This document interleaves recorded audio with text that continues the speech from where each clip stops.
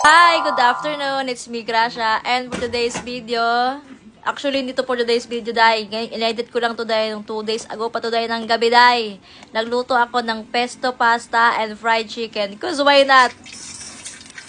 Grabe, huwag ka magbo-voice over ng gutom. Kasi nagugutom ako sa mga pinagkakagawa ko ngayon. Tingnan mo, oh.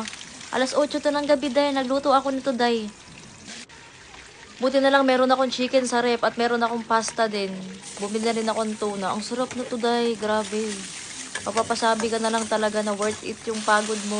Kasi ginigising ka ng gutom mo. Sabi niya, magluto ka nito. Gusto mo to magluto ka. Magkano din to sa labas? Mahal. Ang order nito, solo order, magkano? So instead, buong pamilya na yung pinakain ko. Pati ako busog. Pati mga anak ko busog. Lahat kami busog. By the way, ang sarap pala na nakabote na yan. Worth it yung presyo niyan. Tapos konti lang din nagamit ko. Dati naman hindi ako mahilig sa mga ganito. Nakatigam kasi ako minsan, binigyan ako ni Ate Abe. Tapos, wala na. Nasarap na talaga ang person. Talagyan ko yun ng Parmesan cheese. Para magkaroon ng extra lasa.